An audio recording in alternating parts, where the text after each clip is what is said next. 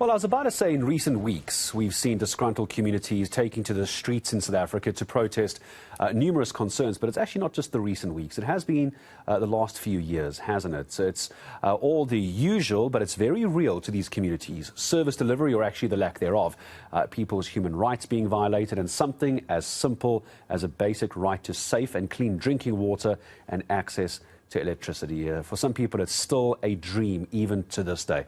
Well, we're now expecting President Ramaphosa to address a conference that's being organized by the SA Human Rights Commission, I understand. Heidi Jokas covering that story for us today. Let's go over to Heidi now to get the latest. And this is exactly what many people would expect from the leader of the country, to come out and talk about situations and their everyday problems that they're having to deal with, Heidi.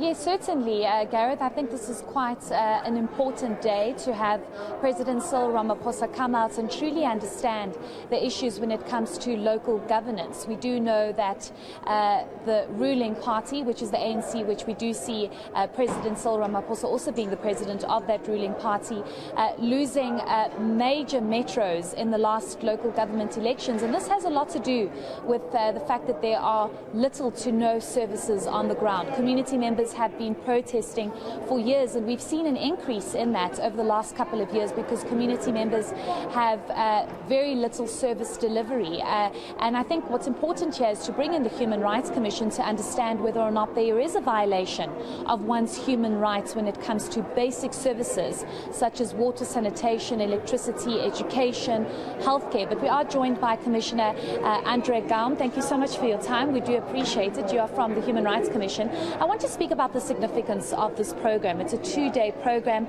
that looks into local governance and the issues, and I think it's clear as day, the writing is on the wall, that communities are very dissatisfied with the services. And as the Human Rights Commission, what do you have to say about this? What have you assessed? Too many local governments are simply not working. Service delivery is a systemic problem in our country, and that is why the Human Rights Commission has now stepped in and become directly involved in terms of local government monitoring of service delivery and making sure that we really see a difference taking place. Service delivery is about human rights, and that is why the Commission is specifically involved, and we have an extensive program looking at various aspects of local government monitoring, cooperative governance, for example, audit matters and so on. We had someone from the Auditor General's office here, the head of audit yesterday, as well as the acting public protector. And today we're continuing with the President of the Republic. We're very happy that he is coming to indicate to us how he sees the challenges as far as local government is concerned, and what is the vision of the government to create an ethical and capable and developmental local government system in our country. We want to hear from the President what the tangible solutions are that he's offering, because our conference is not only about identifying the challenges, but also to identify solutions going forward. We will also hear later in the day from the Minister of Environment, Barbara Creasy, about the environmental energy crisis aspects, local government's involvement there. We will also hear from Minister Kubai pertaining to matters relating to service delivery, specifically as far as human settlements, water and sanitation is concerned. I want to speak about your very close role when it comes to education and your background when it comes to education. And many would say education is in crisis. Just last week I covered a story where the actual school is non-existent. It's been under construction since 2015. Your assessment of education in this country and whether or not there's a huge human rights violation when it comes to the standard and quality of education, but also the infrastructure that's basically collapsing. Yes, I think there are huge problems in our education system. I mean, one can basically start with looking at the results of our learners when they reach the age of 10, pertaining to literacy and numeracy and their functional literacy levels, which is very low.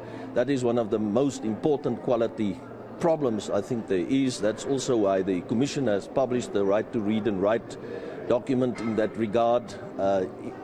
Indicating exactly how to determine also if someone can indeed read for meaning by the age of 10. But infrastructure, you're absolutely right in that regard.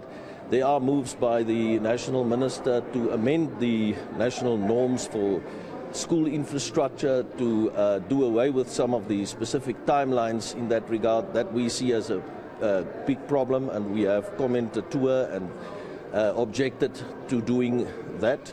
So I think, yes, it's also not really clear how far government has progressed. We've had reports from the Department of Basic Education. The DG gave us a report the other day in terms of water and sanitation in schools and eradicating the pit latrine issue. But still, you know, it is very difficult to really ascertain exactly how big that problem still is, how many schools are still without the proper infrastructure, especially as far as the basics are concerned, like water and sanitation, and the Commission is very much looking into that matter. We've announced earlier litigation in that regard. We are still on that route, and we will make further announcements soon in that regard. Okay, great. Just lastly, Commissioner, I want to know what you are hoping comes out of today. I mean, you have the #1 citizen, the President of South Africa, coming to this particular program to possibly understand further how serious the problem is on the ground, especially when it comes to basic services. What are you hoping to achieve, and do you think anything will really be achieved? Because we've seen conferences, programs like this, and at the end of the day, the people on the ground truly suffer and their rights are constantly violated. Yes, obviously we want to move towards solutions, but it will obviously take some time. It is about monitoring, but we are giving notice to the nation, to the President, to everyone, that the Human Rights Commission is now getting involved directly in municipal matters. Things can't go on in this way. The service delivery is not what it should be. The people of South Africa expect more, and that is why the Commission is stepping in. Okay, great. Thank you so much for your time. We do appreciate it. We wish you all the best. That is Commissioner Andre Gaum, who is going to be here today and, of course, be welcoming the President. As you heard him say, Gareth, that the Human Rights Commission wants to get directly involved and perhaps put more pressure on our government to say that more needs to be done to provide the basic services when it comes to water, electricity, sanitation, proper education.